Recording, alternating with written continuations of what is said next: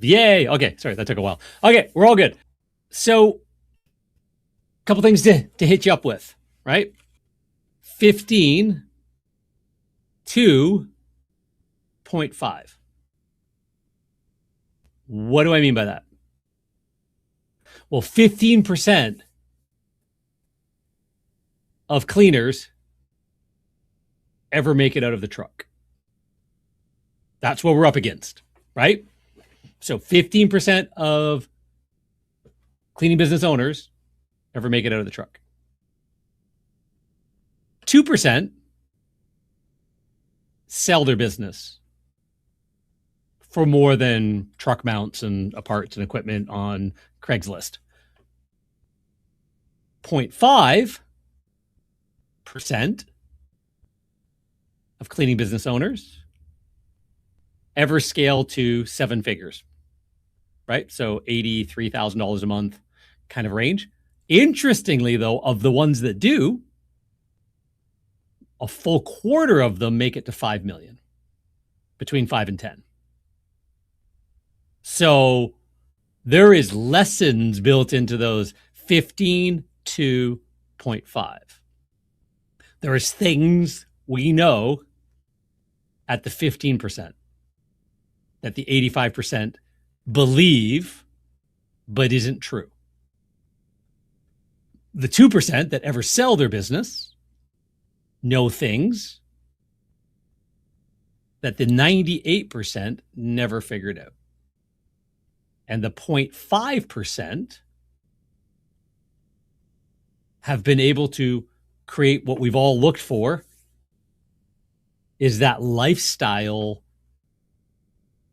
that also creates that equity and the lifestyle you can hand off to somebody else. Somebody will trade money for the time compression that you've generated by creating systems and processes.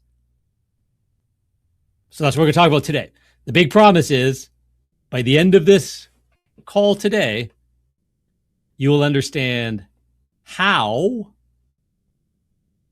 the 15, the 2%, and the 0.5% think and achieve this. And I'll try and fill in the gaps here on where the average person gets in their own way, me included. I was one of these people, and how I clawed my way out of that and the things I had to do, because it is very, very common to get caught in an echo chamber, to get caught in a feedback loop, and we just think what is. And I mention them lovingly, but I call them the forum flexors. If we go on the forums for cleaning business owners, and I don't even know, I couldn't even say if it's 99 out of 100 are sort of aiming the wrong way. Most of the very, very successful people I know at the various levels of success in our cleaning, our industry in general, or just business in general, they kind of leave the forums behind. They're part of executive masterminds. They're consulting. They're in boardrooms. They're in things like that, because there is a whole thing about business and marketing incest. Sounds a little crude, but happens everywhere all the time, and it creates massive amounts of false belief that appears real. Welcome to the Carpet Cleaner Success Podcast, a show created to inspire carpet cleaning business owners to build their own thriving residential and commercial cleaning business. Your host, John Clendenning, has built and sold successful cleaning businesses for multiple 6 figures over his 30-year career, and is the founder of Carpet Cleaner Marketing Masters, a digital agency that turns your online marketing into a lead generation machine. Tune in as John shares proven tips, strategies, and expert interviews to help fast-track your success in the carpet cleaning industry.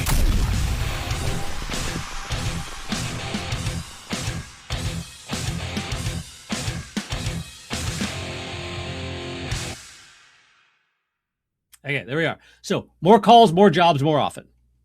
Only 3 levers you can adjust, right? So this isn't anything fancy. Tommy Mello talks about it in The Service Business Millionaire. Michael Gerber talks about it. Jeff Slutsky from Grassroots Marketing, with John Janis, duct tape marketing.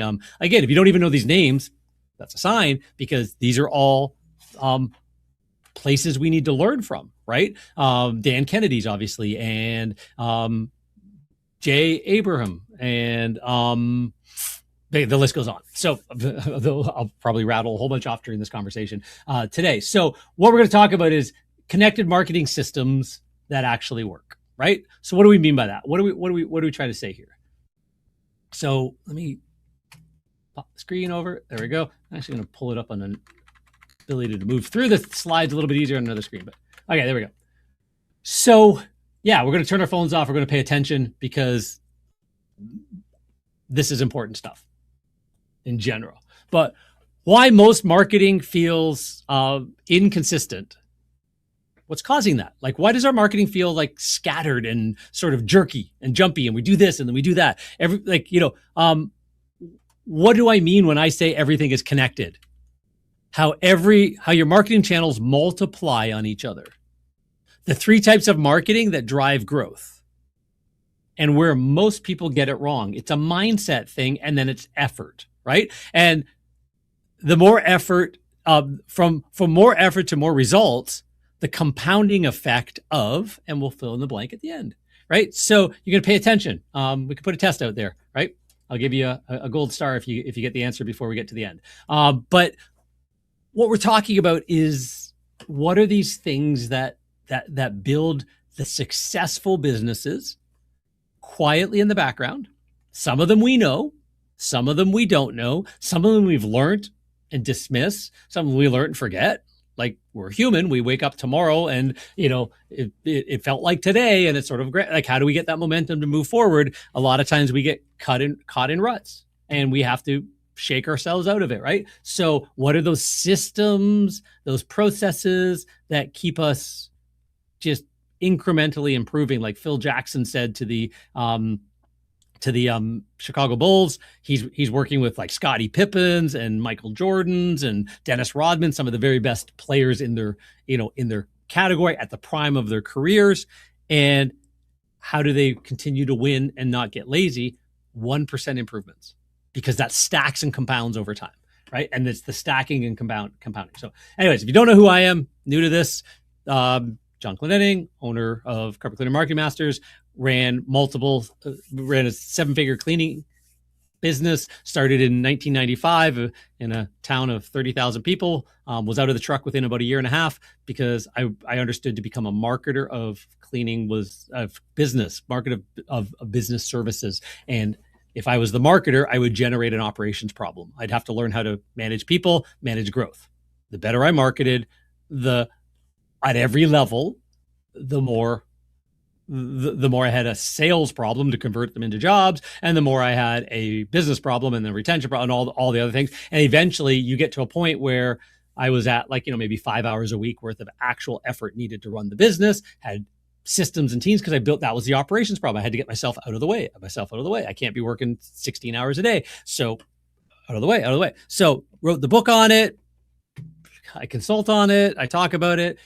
Sold my businesses, every single one of them, for multiples. So exit plan with an investment, bought property, all that kind of stuff to run the businesses out of. So, the things that we want to do with the lifestyle that any business could create, right? It's just a matter of how you're chasing it. So obviously, hey, I'm not sure why that book is over the top of my logo. We'll have to fix that slide. But yes, Carpet Cleaner Marketing, the complete guide to internet marketing for carpet cleaners, Carpet Cleaner Success Podcast, and all over Clean Facts Magazine. Jeff Cross and I get together on a regular basis, and some of our good friends that we all know in the industry, friends of mine. So got clients that move the needle, and I'm going to show you why I can take credit for some of this, but I don't want to take credit for any of it.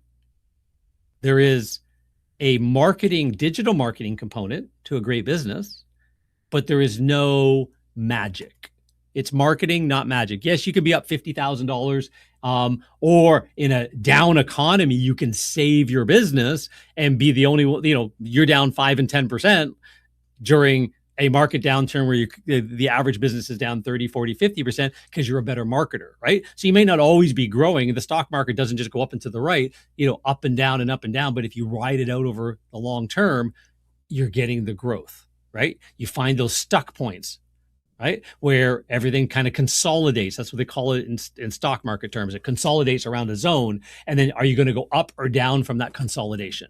Anytime you're consolidating, you've got to be worried, where's the inflection going to go? Consolidation doesn't last forever. Sticking within a range doesn't last forever. It is coiling up to go one way or the other. And that coiling up, you get to determine. So you want to become the top cleaning brand in your marketplace. So you get the best clients. You can charge the top rates and you're booked out weeks in advance, right? That's what we talk about. It's not a done for you. It's how do you do this? What are all the moving pieces? And how do you take the deep breath, get the clarity to systematically put these things in place? That's what we're going to talk about. We're going to talk about what they are, right? So we call it omnipresence.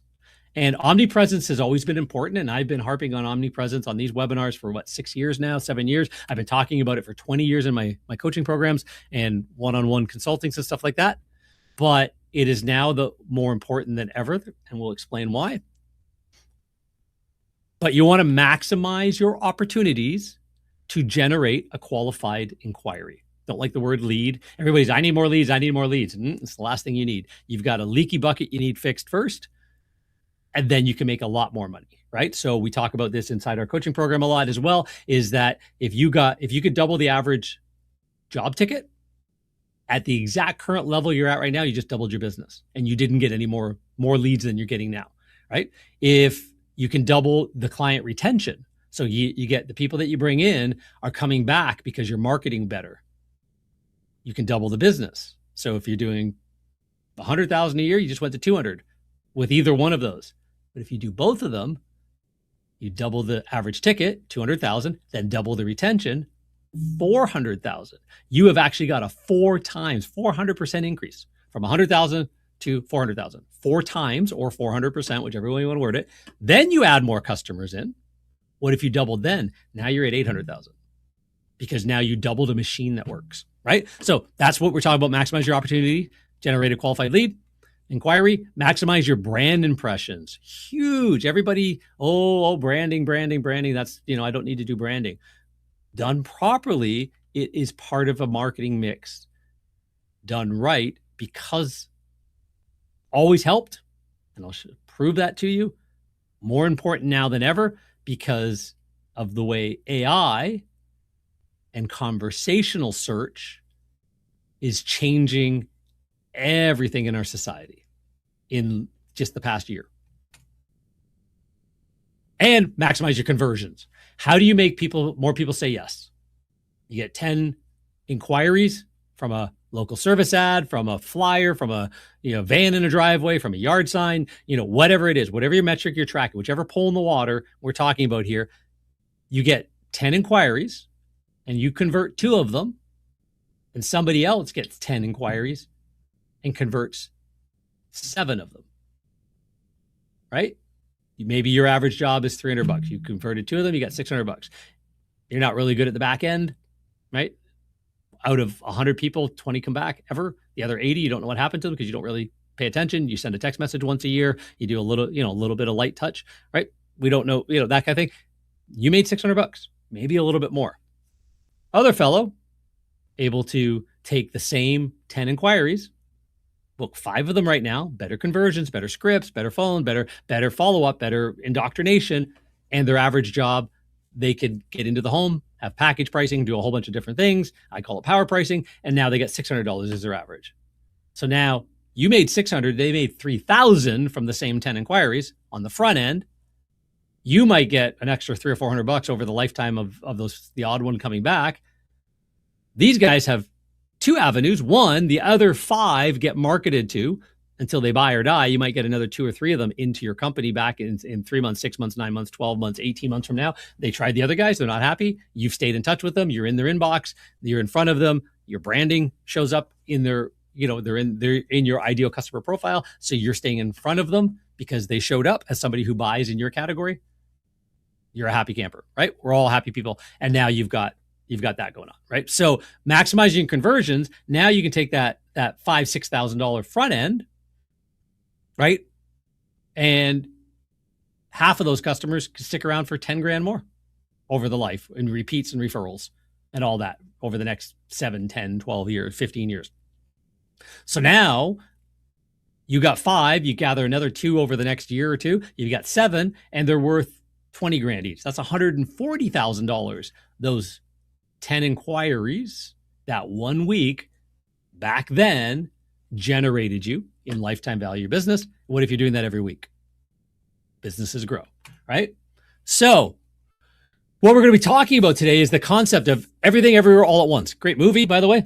Watch it if you haven't seen it. But the whole idea is the mindset, the marketing mindset must be seen, be trusted, be chosen, be everywhere. How do you do that? What does that mean? Like, what? No, John, I run Facebook ads.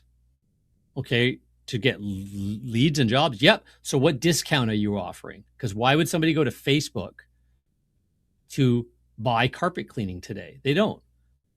They go to ask a referral partner. They ask their carpet store. They ask their ChatGPT friend. They might go to Google still, but less and less are going there. They're asking their AI friend and that kind of thing. So AI is looking everywhere, looking at everything, everywhere, all at once.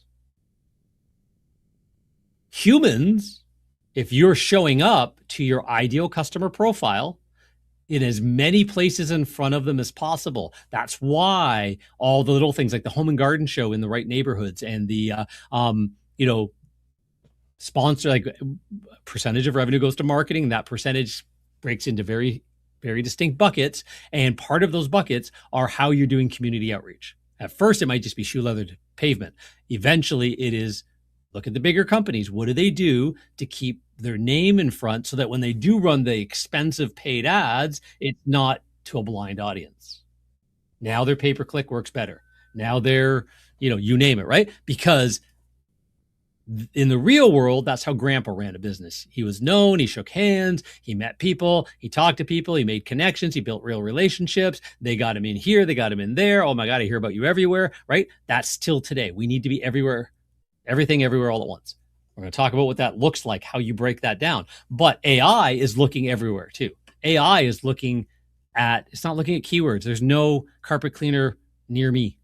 Like that is fading insanely fast, right? A year ago, that was, all of the cleaning terms you wanted to be ranking in Google Maps really well. Now you need to be in Google Maps to teach AI. You want to be in pay-per-click to be in front of people at the right timing. Now you want to be in pay-per-click because Google's putting pay-per-click into AI, but pay-per-click trains AI, right? So now there's this back and forth. We talked about that on a previous call, is that you earn your way in now, even if you're willing to pay.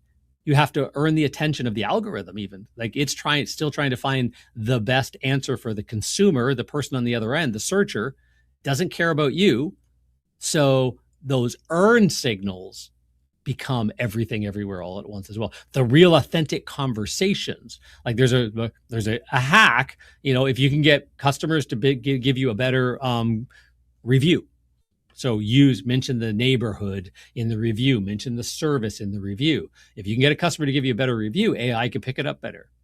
Yeah, but what are you doing? Sitting your customers down, writing the review for them and say, hey, go post this. How scalable is that, right? So there are ways that you can sort of play around the edges with a little bit of sort of manipulation and hack. But the truth is, if you do it authentically and well, that is just one little microcosm of, hey, how can we get a little bit better content in our reviews? Well, if we've got great clients, giving them great results, doing great things, we can call them up the next day, make sure they're happy, right? Do that whole good cleaner triage, right? So now it's a little bit of work, but now we're becoming nurturing and being warm and friendly with them. And then we can say, hey, by the way, I noticed you filled out the feedback. If you haven't had a chance to leave a review, I'd appreciate, if you don't have to, but if you leave a review on Google, Facebook, Better Business Bureau, whatever, that'd be appreciated. The links will be, in the little thank you email for filling out the survey and the feedback, really the internal feedback. Really appreciate that. If you do mention that, if you wouldn't mind mentioning, what service you got done and where you're located, it really, really kind of helps other people in those neighborhoods connect, looking for those services. That's how you can say, you don't have to say it helps the algorithm, right? But it helps AI find you. That's a little bit, but then you do happy customer stories. That's a little bit more. And you tell the story of that happy customer and post it on social media and on your website and stuff like that. Now you're also creating that, what you did, where you did it, city references, services, all that kind of stuff in a story, not in a hack, right? So there is authentic topic content that can be written for blog posts and press releases. There is topic authority. You want to be the authority on a topic in today's day and age, not ranking. Ranking is topical authority in a marketplace, and how that gets built out over time. But it comes with that authenticity as part of the everything everywhere all at once. So from random tactics to a connected marketing system. That's what we're talking about, right? The goal is not more busy work. The goal is about connecting poles in the water, phrase I use all the time, working together to create consistency. Be seen, be trusted, be chosen. It works for everything. So why marketing feels inconsistent and what's actually causing it?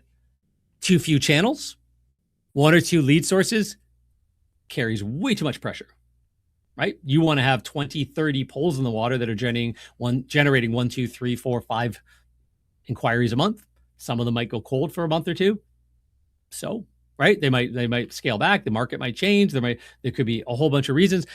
Even if the market's slowing down, the more poles in the water you have, referral partners, we'll talk about all the different poles, but ads, referral partners, reminder, retentions, you're staying busy.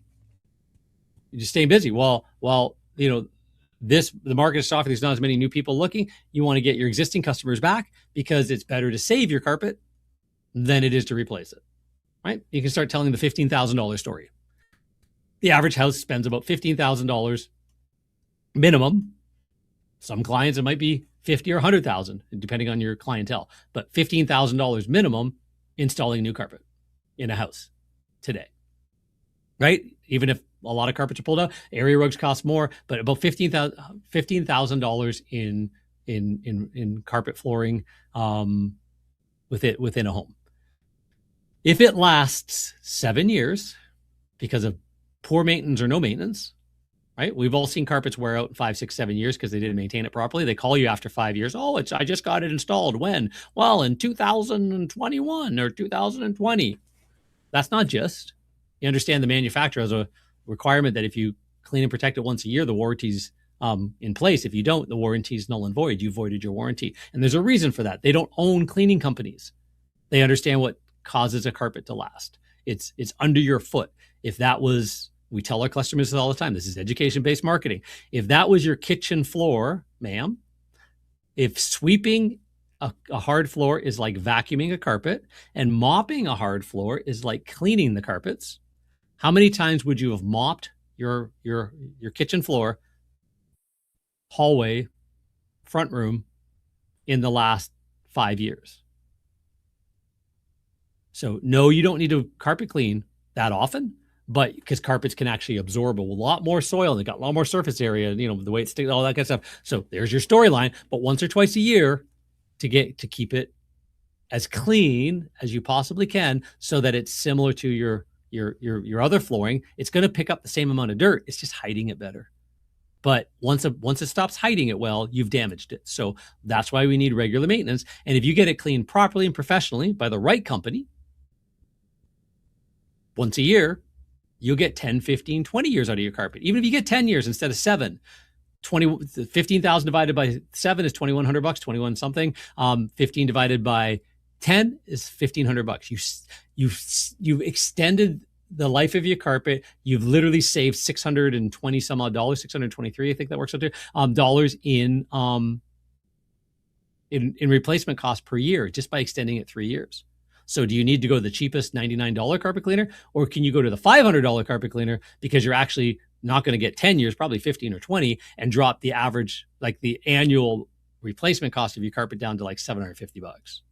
So you're saving more money by spending more with the right people, right? You want to start A lot of people do a start stop effort, right? So marketing only happens when you're slow. Try and start it up, and then you get busy, slow it down again, and you maybe do it over here. I heard about this. I heard about every door mail. I'm going to try that for a while. Well, that didn't work. I'm going to try this for a while.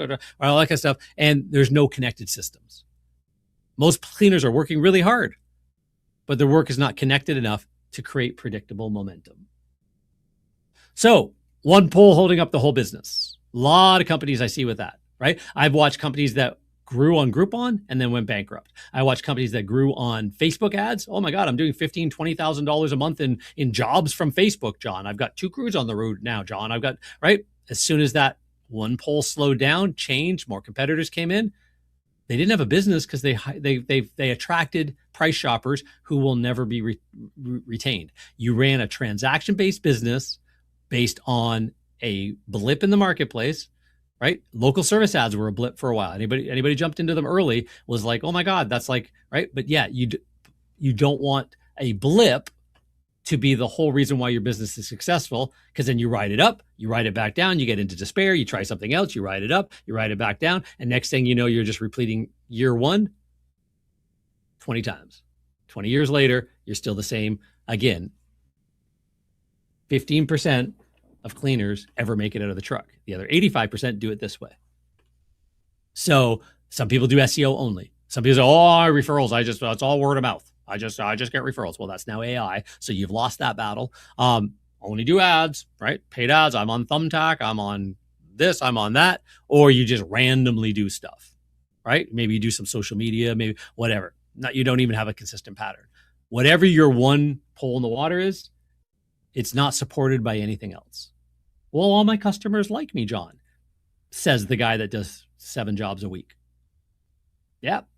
All the customers love Robert Yokel in Colorado Springs that does, but 11 trucks on the road, 500,000 population, $5 million in revenue. Yep, they all love him as well.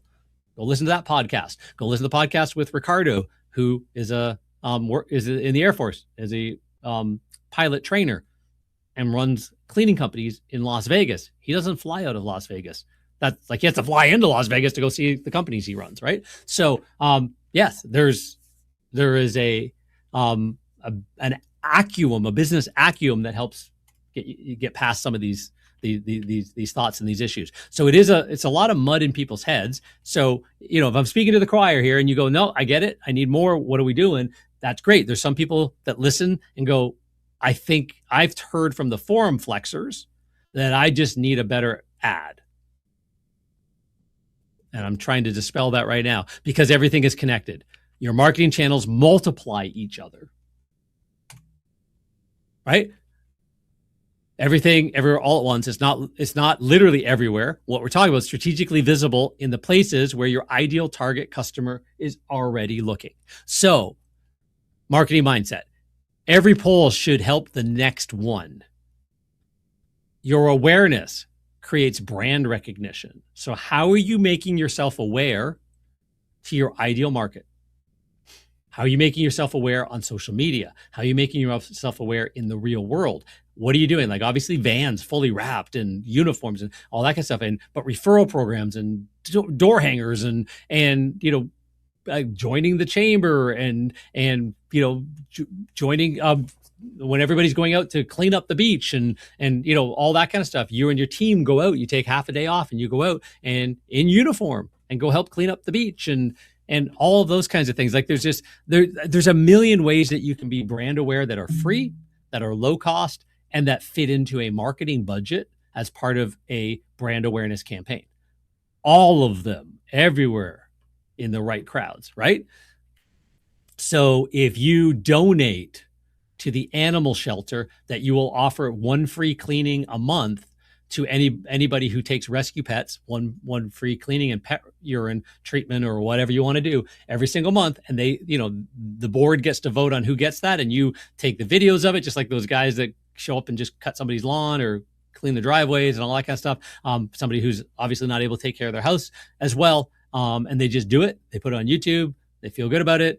The odd one gets called by the cops because I didn't want my place looking nice, but 99 times out of 100, they are so thankful. And we just do this, to give back to the community once a month, whatever. But also the awareness and the attention they get in the marketplace is part of this brand recognition. There's a lot of things that help in the brand recognition world. Happy customer stories help. Running ads about the local community and your involvement in it and stuff like that actually adds about that. Very cool inception moment, right? We actually, in that realm entirely, something that we are actively developing is what we call the local story engine, which is sort of the next generation beyond happy customer stories. But how do you create a local story engine that fits into a budget that builds the brand awareness, not the leads? The leads come next, right? Reviews and reputation create trust. So reviews don't get seen as much on Google anymore because zero-click search means they never made it there. Everybody, I need more Google reviews. Yeah, you need it for the algorithm. You need it for AI to pick up. You need to be telling the stories, but it's not being shown by humans. They don't care if it's on Google as much anymore than if it's on Facebook, it's on TikTok, it's on Reddit, it's on, wherever, right? It's syndicated. It's like there's a million ways that you can have happy customer stories and reviews and build your reputation and market that reputation in front of your ideal target customer. Market it in front of them to build trust. So now they've heard of you. You get into what's called their Dunbar numbers.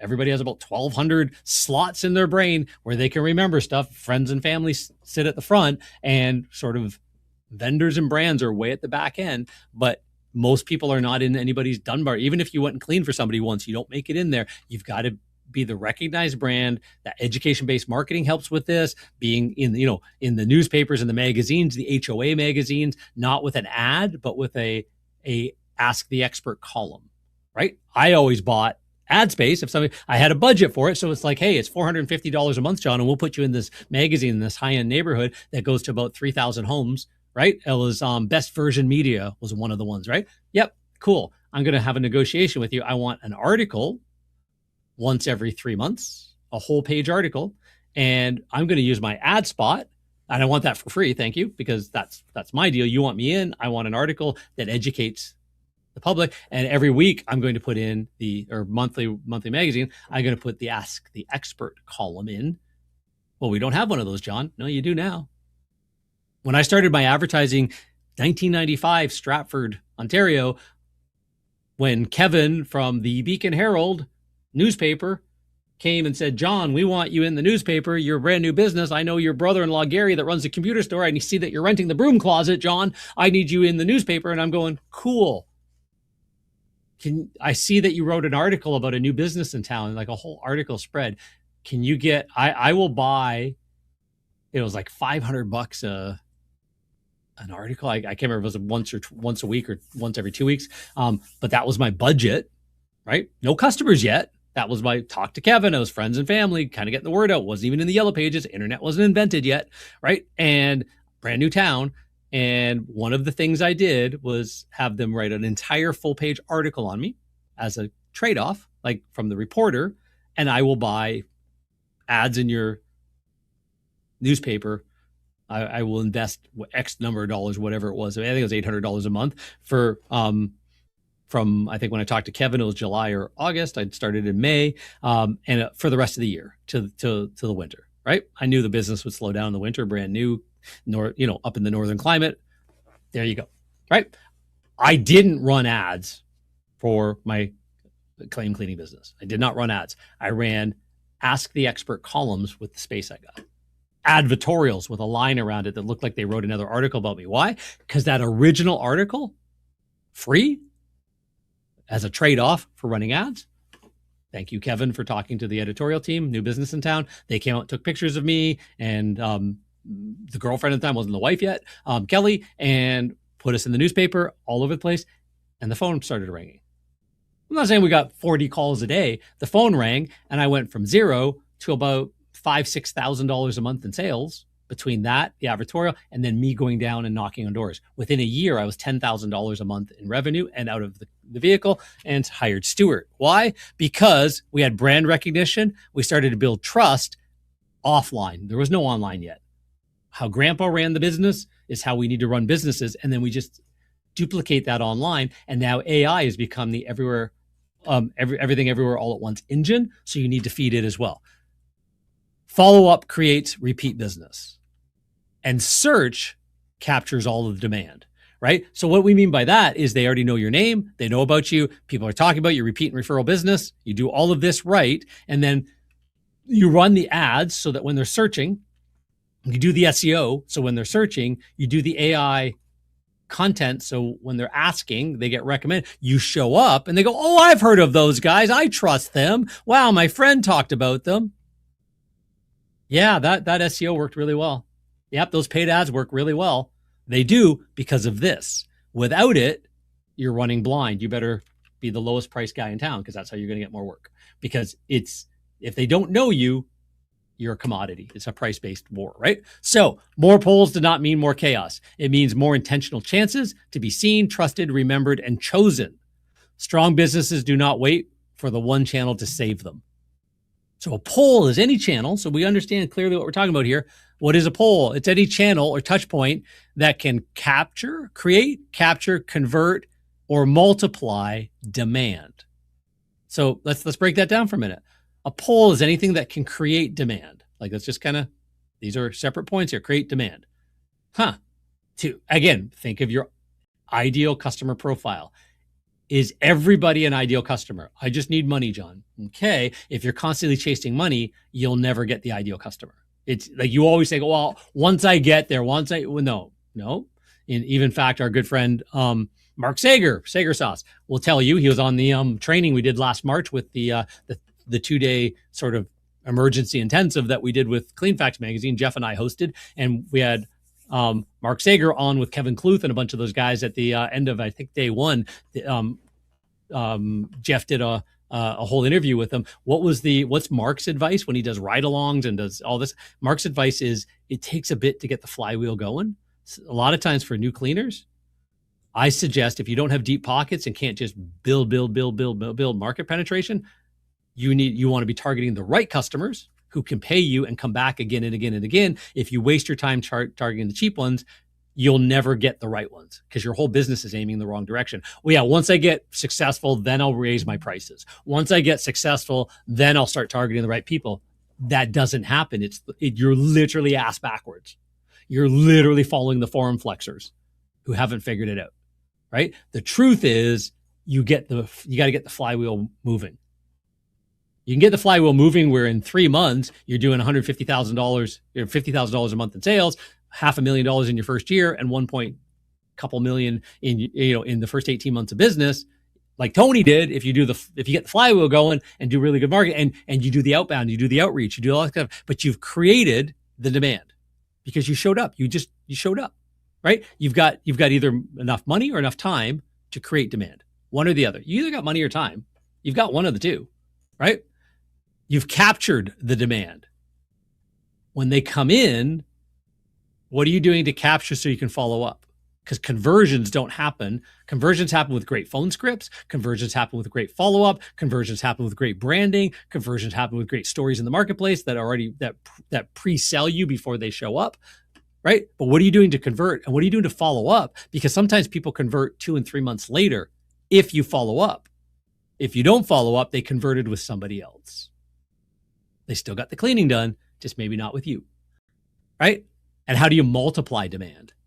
That's the inception moment. That's where you take all of this and then you just compound it. That's when you start buying competitors out that are about to go because you want their database. That's when you start looking at complementary businesses, not because you want to do them, but because you understand marketing so well, you want to add them to the mix and manage them because you figured it out. You've got the flywheel running, right? So 3 types of marketing that drives growth: acquisition, conversion, and retention. And where most people get it wrong, they're always chasing acquisition. I just need more customers first. You convert more and you retain more. Then as you add acquisition, you add it to a machine that has doubled and doubled again. You compound and compound again. Most businesses chase this so hard, they never figure this out. So 15 to 0.5. Most businesses never sell because all they are is a lead gen trying to stay afloat, even with 1 or 2 trucks on the road. So 3 types of marketing poles. Each type plays a different role. The power comes from using them together. You want to capture demand. So demand capture, catch people who are already looking right now, right? There are people looking today for cleaning services. If you target $1 million homes, just talk to a gentleman that's been kind of on our list for a while now in Montana. He's got clients in his marketplace where the average home is between $7 and $12 million. Some of those people, it's not them, it's their house managers and the concierge services capturing it. They're looking right now. What would make them want you or the other guy? Right? It ain't 3 rooms in a hall for $99, honey. Sorry about your luck, right? Demand creation. Become familiar before they need you. How do you become familiar? How did grandpa do it 30 and 40 years ago? Do that too. Online, offline. Online AI picks that up now. That's the great equalizer. AI is finding more authenticity than ever before. The goal that Google's always had was to provide the best response or the best answer to the search public.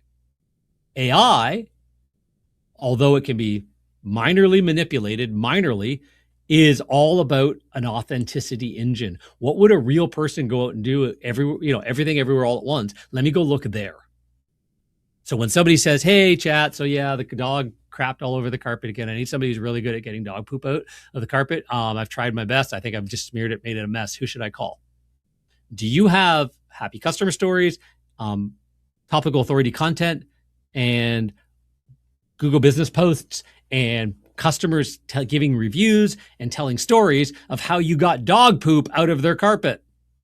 If you do, you get recommended. And they go, oh, I've heard of those guys, because they're familiar with you. When they need you, they connect the dots. You don't have either, you're not even in the conversation. And then demand multipliers.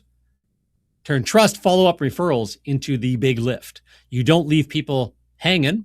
Some people aren't ready now. You follow up and chase and chase and follow up and chase and follow up, right? You have an engine in place that keeps you top of mind. An ideal client retention engine, grade your clients ABC.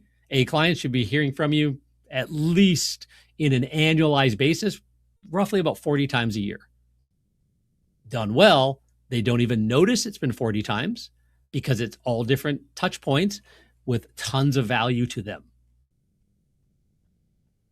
Your C-list clients who, they're all right.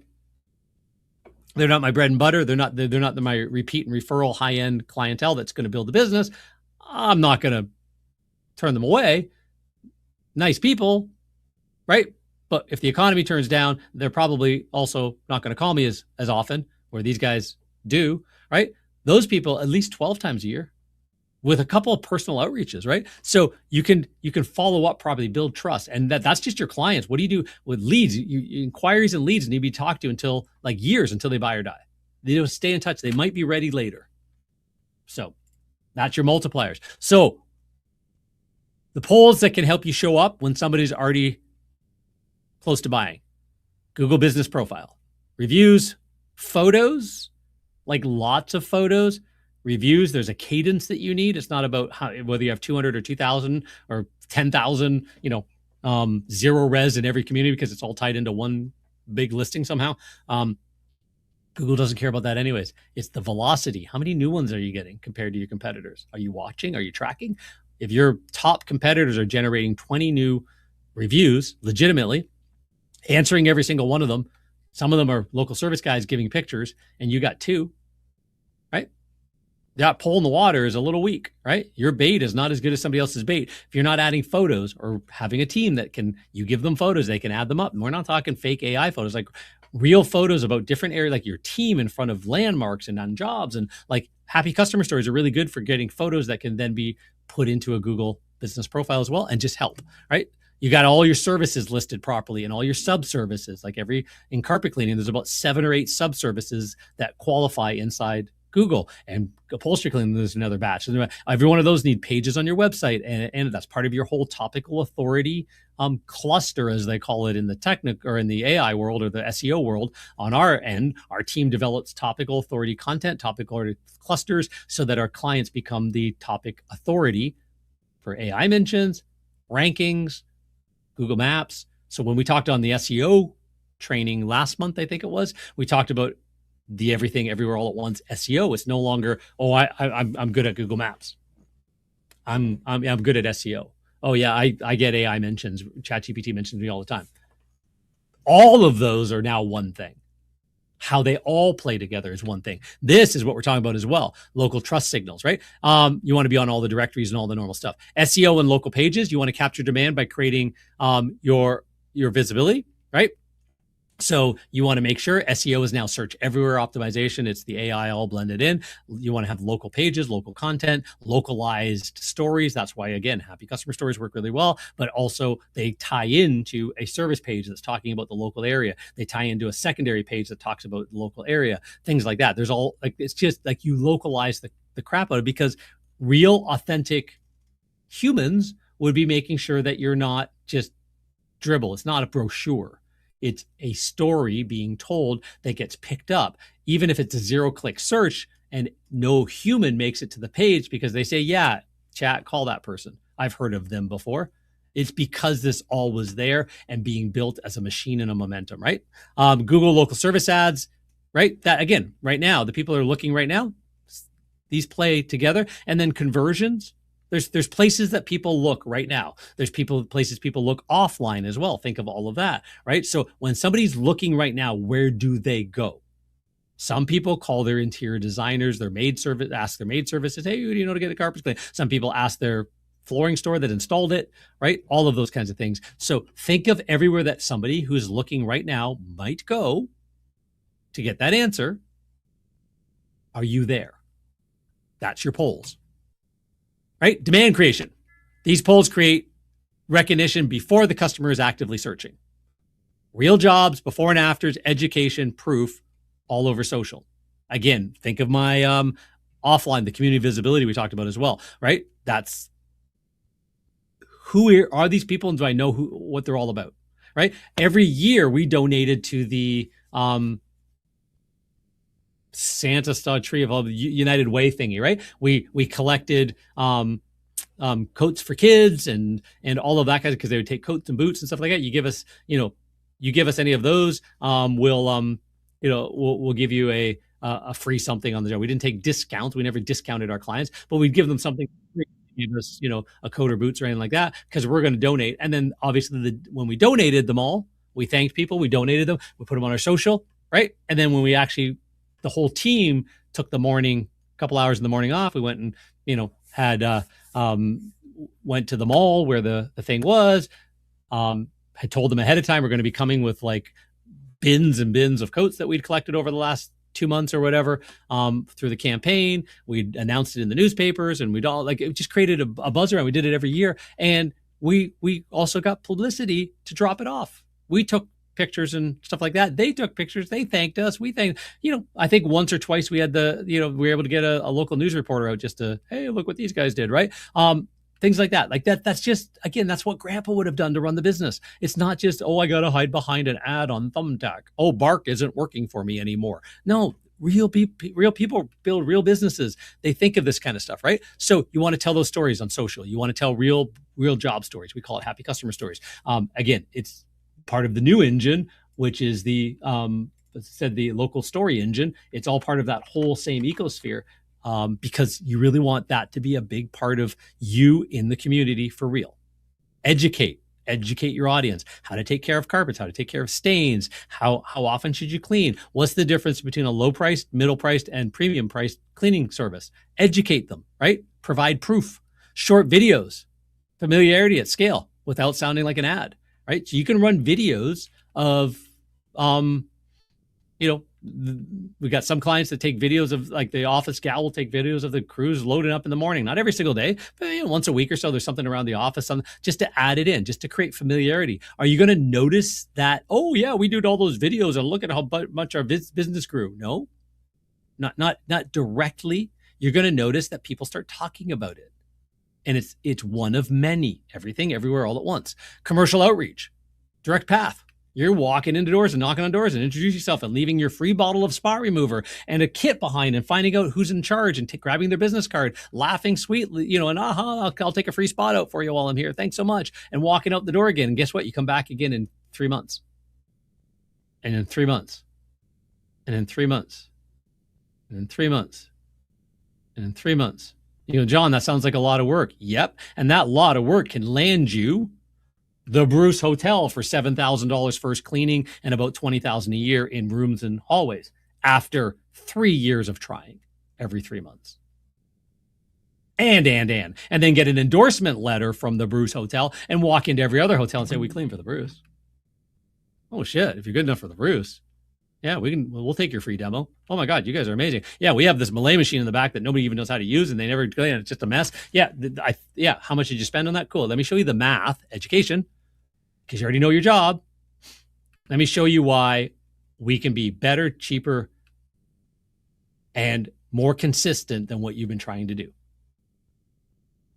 Oh my God, nobody told it to me that way. Nope, that's why we're going to become your carpet cleaning company. Thank you so much. And your tile and your upholstery. That's not on the first time. You walk in, apartments, condos, churches, like commercial outreach. We teach this, right? That's part of our coaching because it's such a big part. You want to be everywhere.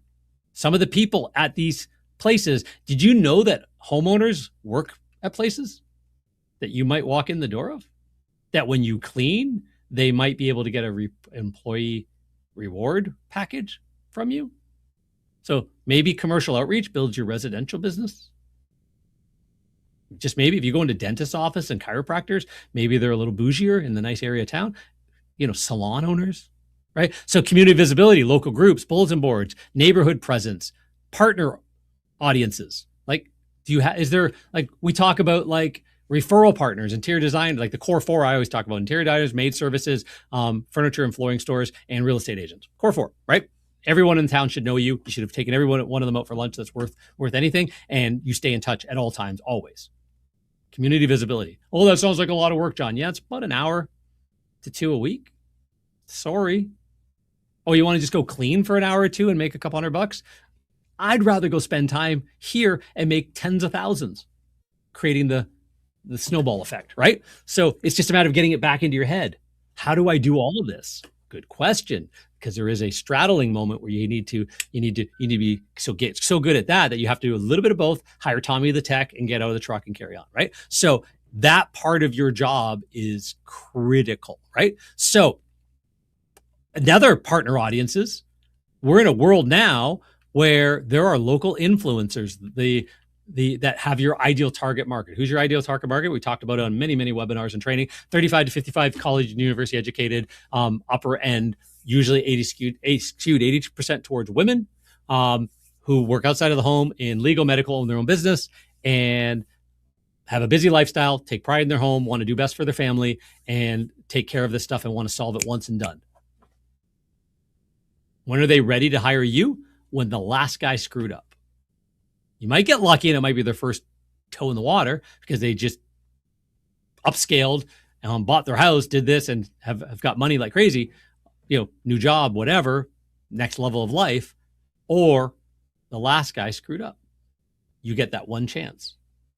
If they find the other company in town that's good, does better marketing than you, you'll never get that chance for the rest of your natural life because they should be able to put a fence around them and you'll never talk to them again. You don't get a chance again.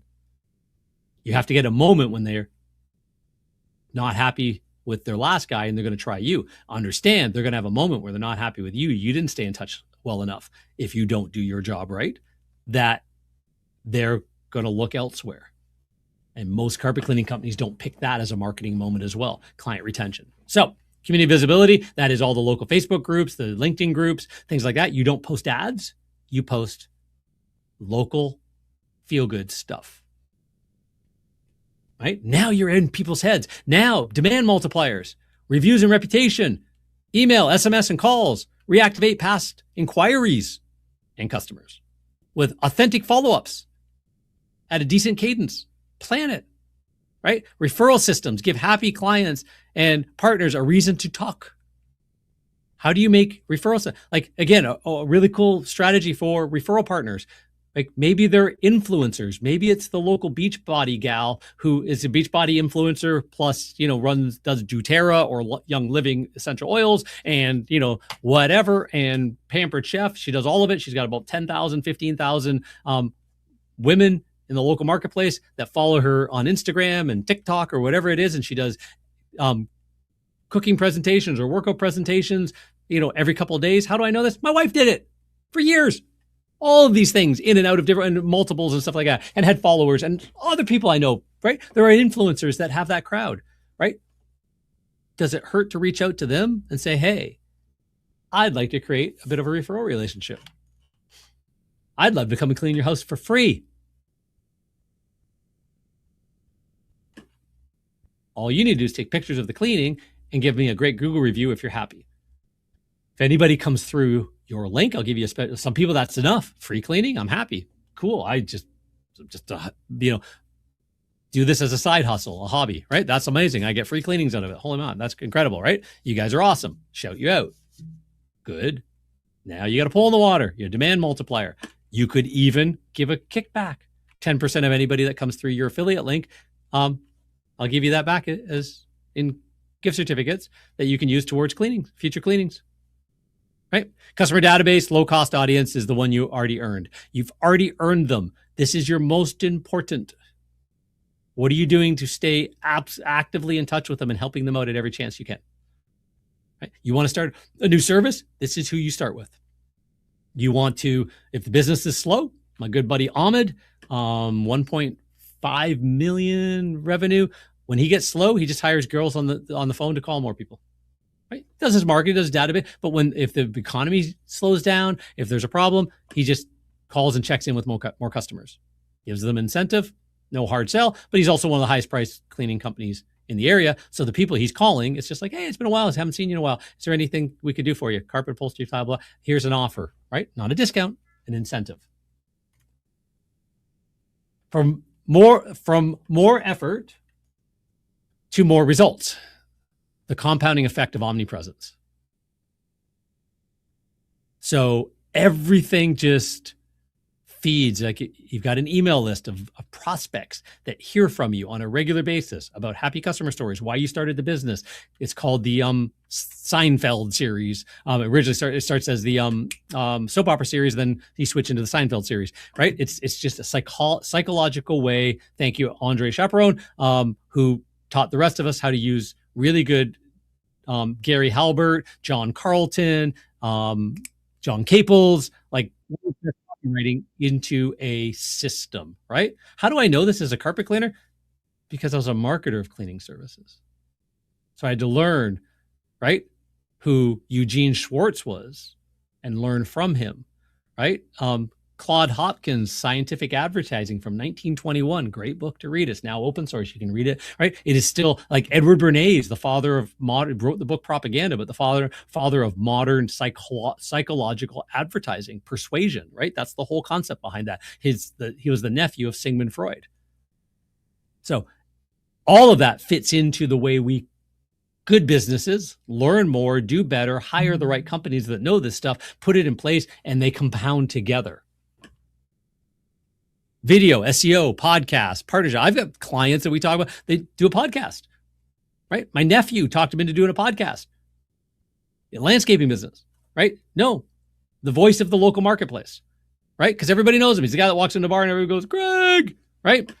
So yeah, his buddies own businesses and real estate agents and interior designers and feng shui, like all the people he went to school with in the local community. Great. He runs his business, landscaping. They run theirs. He just talks about property upkeep and promotes them. Guess who gets all the attention, right? Partnerships, community. There's ways to think through marketing. Every poll needs a message that connects and converts.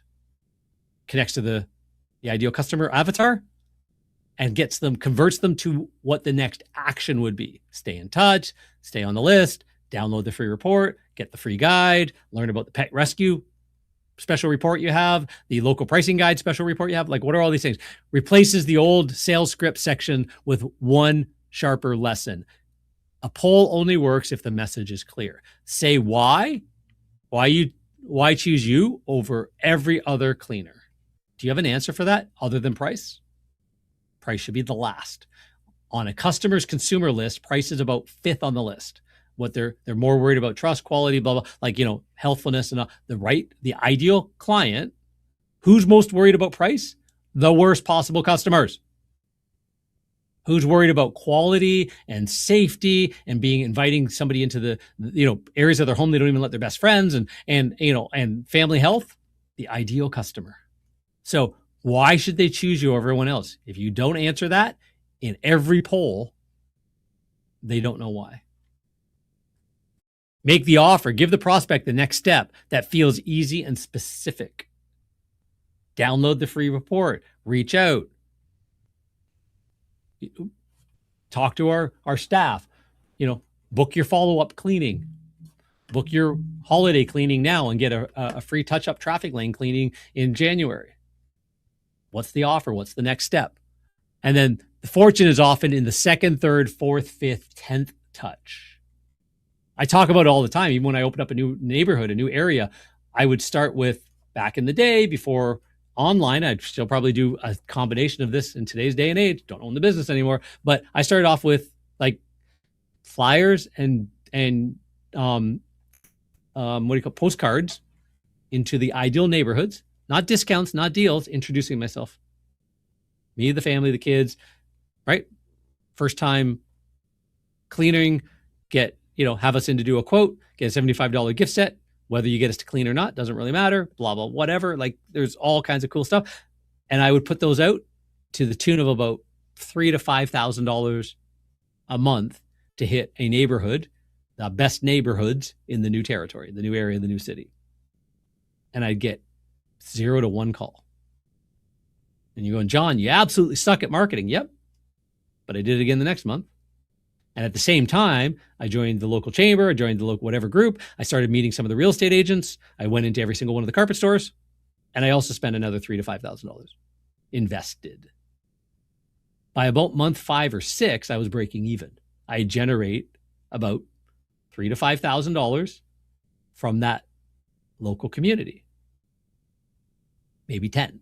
Cover the technicians, gas, solution, and all of the investment in the market. If I was putting about 3,000 or 4,000 in, I would try and get to about $8,000 in return in jobs. Our average job was $500, right? So, you don't need a ton of jobs coming from that area, but we try to get, so we'd be in the marketplace, but that would be also including from the referral partners, because they would see some of those flyers because they lived in the nicer neighborhoods too, right? That'd be the real estate agents. So I was just trying to get the market to generate, not the flyers, the market to generate a 2 to 1 ROI. By month 9, 10, 11, 12 of that consistent effort, I wanted the market to generate a 3 to 1 ROI. Why? Because I have no repeat referrals yet, or no repeats. I got referrals starting, but no repeats yet. By year 2, that marketplace is now generating repeats. Half my customers should come back because it's the right people and they should be coming back once or twice a year, getting some referrals. And we stayed in touch because it was always, we still did the, we could back off a little bit on the direct mail, but why? If it's working, right? It's a retention pole in the water. That means that if the entire marketplace, not the one piece, it's everything everywhere all at once. And then you follow up like crazy with anybody that reaches out in a nice, loving way. So commercial outreach as a demand creation pole in the water. Grandpa's tactics still work today. The difference is that we are not treating them as random one-off ideas anymore. Walk-ins, commercial relationships, condo partnerships, poles in the water, when they connect back to a clear offer and follow-up system, right? Walk-ins, packages of proof. You leave behind testimonials. You get testimonial letters from all the clients you're currently doing. That's just not something that was done in the 70s and 80s and 90s. You do that to this day. Not just I want a Google review. Okay, that's great. No, get testimonial letters. Stack them in your package. Don't give a price on the back of a business card. Go in, measure, audit, test, leave, come back with a quote and a kit. Leave some stuff behind on the walk-ins. Employee offers, we talked about that, and consistent follow-up. Stay visible in front of them. Get them on a list. Mail them. If they're a big fish, buy them a book. Put a little, hey, I was thinking about you. I read this book, thought I'd buy you a copy as well. Whatever, right? What grandpa used to do to run a business, is the way you need to think this through. Right? Referral partners multiply trust. Borrowed trust is powerful because the prospect hears about you from someone they already know and trust. You get endorsed trust. Strategic partners, realtors, flooring stores, furniture stores, upholsterers, property pros, beauty salons, local services, businesses with repeat customers that can introduce you to warm audiences, clear referral rewards, make it simple, ethical, and easy to remember. Monthly touch points, keep the relationship alive. Bring a coffee, stories, thank yous. Anytime you get a job from them, get the feedback of that customer. You're not always going to get a review. Get the feedback of that customer and send it to this person. Hey, thank you so much. They were so very happy. If there's ever a complaint, hey, you know what? Thanks so much. They had a couple spots that we had to go back for. We went back the next day, took them all out. They seem really happy. Authenticity and trust. Guess what that gets you? A lot. Nobody does this anymore. You can be in a category of one as the market gets tighter and harder and tougher, right? Local visibility, be seen where the work happens. Neighborhood activity works when it creates familiarity, proof, and a reason to call. Your van is a moving billboard. I just talked to a guy the other day. Well, once I get enough money, I'll get the van wrapped, but I need to get work first because I've got a van with a magnet. I'm going, no. If you had a van that was fully wrapped and looked amazing and professional and a uniform on, that van would create enough awareness that it would pay for the wrap within the next couple of months alone. Put a QR code on it that they scan to download a guide.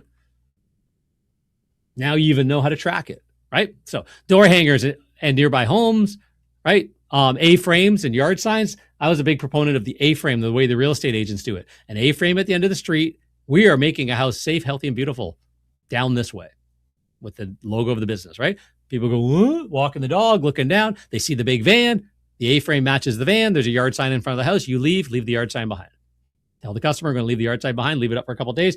And as a thank you, we'll give you a free bottle of our spot remover. Right? Neighborhood offers give specific steps without training people to only expect discounts, right? So, free rooms work really well still. Like that wasn't just a Dan Kennedy idea that Joe Polish borrowed and stole, right? Works really well. So, online and community visibility, don't just post, participate where local buyers already spend attention, join the right groups, engage before offering, comments, help, answer questions. I had a friend of mine that does roughly about $30,000 to $50,000 in new clients because her husband, they own the business. She is on social all day long and she just spends maybe an hour or so a day. Again, it's an effort, right? But an hour or so a day just commenting, helping, and answering questions in Facebook groups.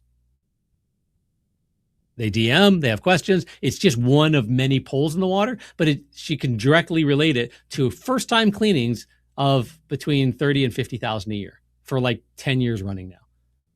No wonder they have like trucks and trucks and trucks on the road and actually teach some of their staff to help and do this as well, right? You got a gal in your office. She could easily be doing that as well from her own profile. Yeah, I work over here, right? Owners come across a little bit better. Staff, the longer they're with you, perfect. A good office manager, right? Share proof, not ads. And in your ads, share proof. The best Facebook ads are not an ad at all. They are stealth story. And use clear link to the next steps. The win is not one tactic. The win is connection, right? So visibility, trust, chosen, booked. Our good buddy Dan Kennedy says, if you're a business, you own a business, then you are the market. You're in the marketing business. All businesses succeed or die on effective marketing systems. Systems is probably the key word right there. Marketing done well does the majority of selling for you. Marketing generates the sale conversation. The sale conversation generates the job. So without marketing, you don't even have the conversation, right? Marketing is not running, a discount ad on Facebook. The greatest day in a business owner's life is when he or she stops being the doer of the thing and becomes the marketer of the thing, right? Lots of good books to read from Dan Kennedy. Good starting point. It's an open secret that to grow a successful cleaning business, a portion of every dollar must go back to marketing, be invested. Less marketing, less leads, inquiries, less jobs, less clients, right? So marketing is everything that you do in front of you market to get a customer, you market to indoctrinate them, you market to keep them, you market to upsell them, then you market to retain them, and you get market to refer them, and you just cycle, right? If you're not investing enough, the entire business does not start the flywheel. Many new or broke business owners lack a marketing mindset. This is my quote. They go into the business being a technician, the doer of the work of the business, with very little thought or understanding of the critical role marketing plays in a business's ability to ever grow and become successful. I talk to cleaners all day, every day, right? Strategy sessions, consulting calls, all those kinds of things, discovery calls, you name it. And I hear that on almost, I'd say 80% of the calls. That marketing, they don't understand it. They don't know what it is. They don't know how to do it. They hope somebody else can take it off their plate so they can just go out and clean more. Right? So understand that you are the marketer of your services first and foremost. Everything else is secondary. Consistently implement the best time-tested, low-cost outreach marketing strategies every day. Right? Every day you're doing something, the grassroots outreach stuff, it doesn't cost you much time, shoe leather, right? And then reinvest 20% of your projected revenue back into your marketing and continue to use the low-cost grassroots all the way through. It just becomes the flywheel, right? So we train on this all the time. You've got database, you've got grassroots, you've got strategic partners. This is your daily and weekly marketing opportunities map. If you're not doing this daily or weekly, like these daily, these weekly, if there's not something happening every single day that is marketing the business that you're doing on the grassroots side of it, this is like when somebody turns to me and says, hey, I'm taking my marketing in-house. Right? Awesome. Absolutely agree. Here's what you need to be doing. And this is almost a full-time job. And you will grow a business like that. If you mean by taking your marketing in-house that you're going to spend the next 6 months learning SEO and creating content to try and rank, and in 6 months, the whole thing's changed and you do it all over again, your business has not grown. If you're mean by taking it in-house, you're going to start figuring out the psychology of an ad and a pixel and teaching Google's algorithm on local service ads and pay-per-click ads and social media ads and tying it all together and creating a Google Tag Manager account and putting it all in there and hiding it behind a ClickCease tracker so that you're actually claiming back bad clicks. And if you're doing all of that, you're not growing your business, right? You should be having those poles in the water, but this is your business. This is your job. This is taking marketing in-house. This are all the poles in the water, and there's some that you need assistance with, right? Because you want to be multi-channel marketing. Website, neighborhoods, JV partners, social media, radio when you get big enough, video, pre-roll, video on YouTube, pre-roll from searches, video on streaming networks, email, direct mail, all of it. Yes, all of it. Here, to kind of wrap this up, put a pin in it, let's walk through a bunch of these that we just talked about, but just kind of put a visual on. We're just going to stop, a picture for each. Client check-ins. Are you doing that? Are you calling every single one of your residential clients every 3 months just to see how they're doing? If there's anything that help they need a free bottle, their spot remover topped up, you're just checking in to see if there's any way you can assist them. Most people don't even call back the next day. You check in, you nurture a relationship, right? You ever had your uncle, my dearly departed Uncle James, feel really bad? John, we used to hang out all the time when you were a kid, and now I haven't seen you in forever.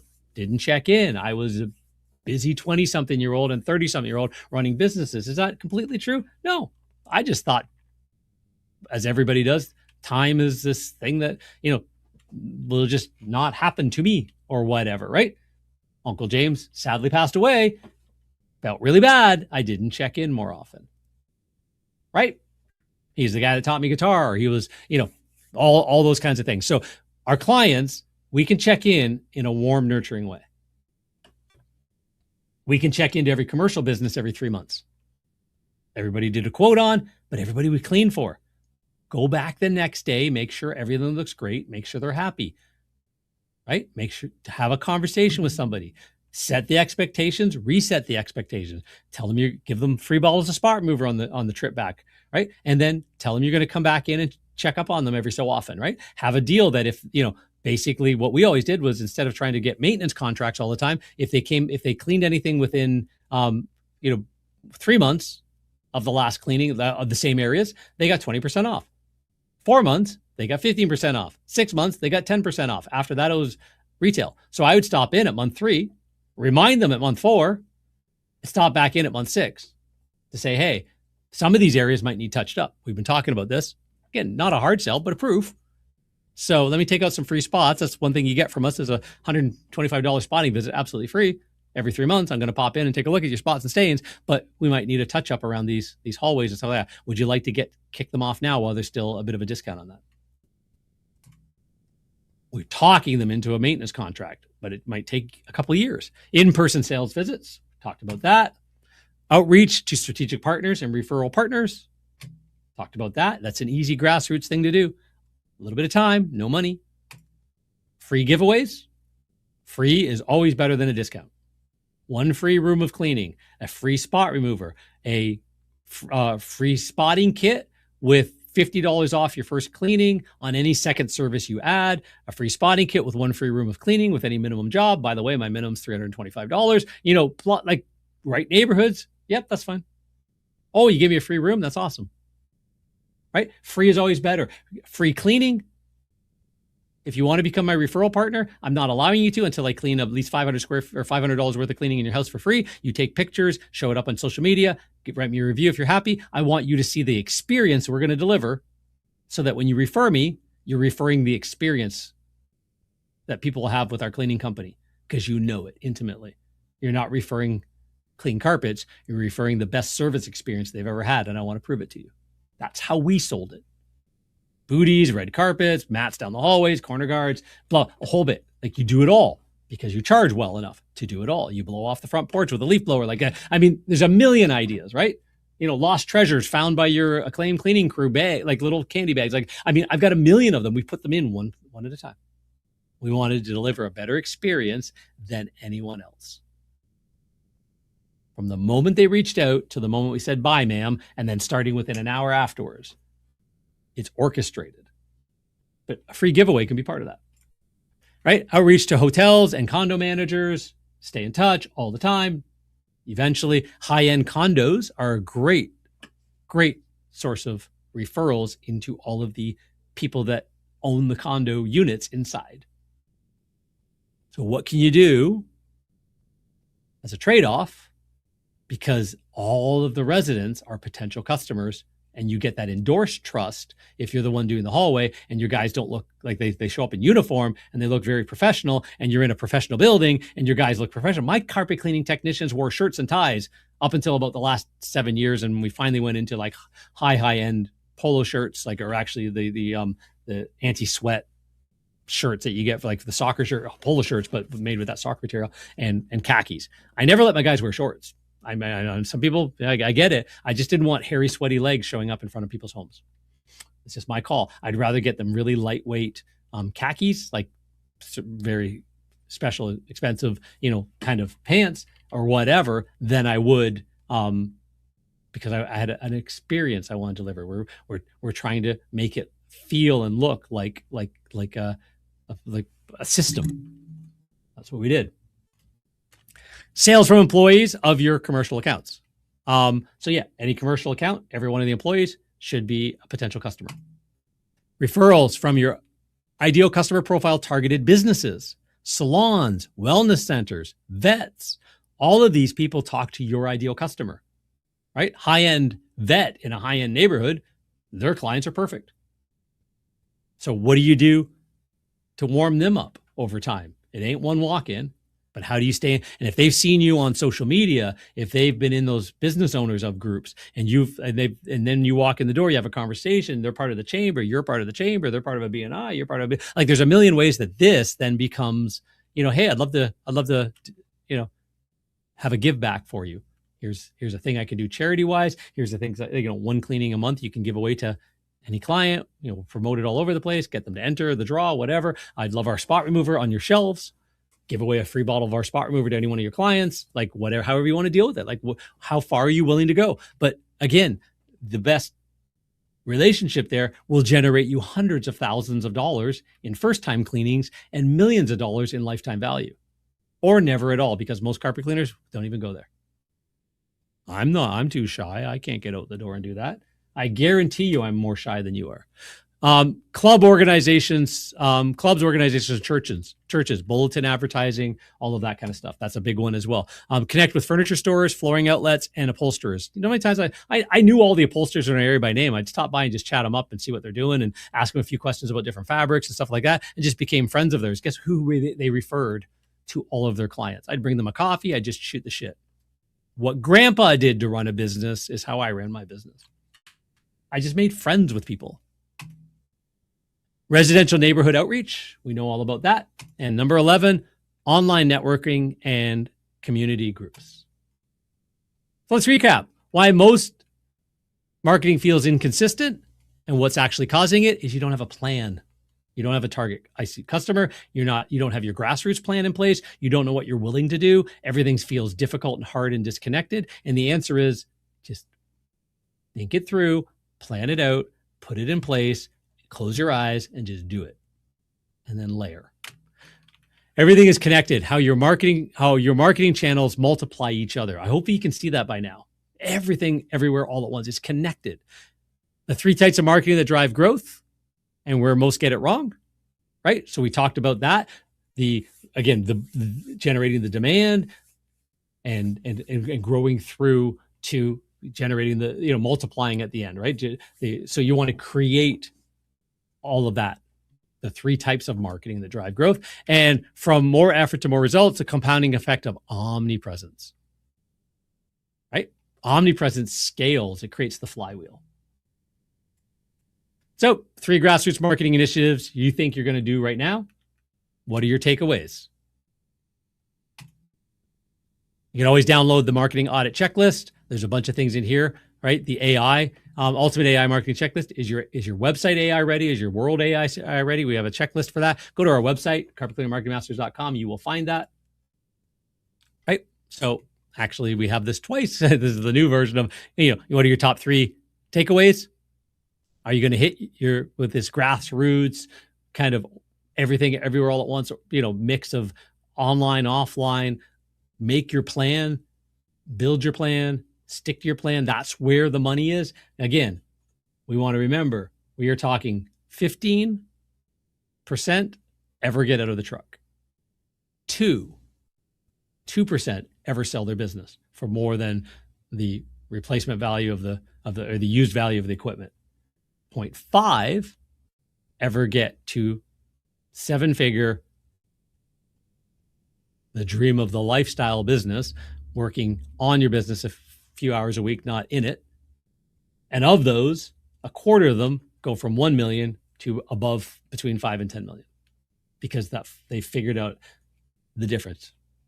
They figured out what it takes just to scale and grow, and they can put that anywhere. So remember, AI is now the great equalizer. AI commoditizes businesses that fail to differentiate. If you don't stand for something different and compelling, AI will blur you and not find you. The winner will be authentically trusted business nurturing real human relationships, online and off. Being the best known cleaner wins over having discounts or deals. Being the best known is better than being the best. It's great to be good. Being the best known and being competent is better than being the absolute best cleaner in your marketplace, who might be the 70-year-old dude that has never been, does his 5-6 jobs a month, right? A strong offer helps convert leads, but an omnipresent brand gets called first. No one knows who you are. If no one knows who you are, a great offer won't matter. Customers don't buy based on price alone, and very few actually have that as the number one criteria. They buy from brands they know, trust, and respect. Your ideal customer, it ain't this guy anymore, because he is even more stressed today than he was a year ago. and he'll be more stressed next year than he was this year. This person has just watched the stock market hit another all-time high after a dip and went, holy crap, I'm glad my advisor told me to buy the dip. Wow, we are even wealthier than we were last month, honey. Thank you, war in Iran.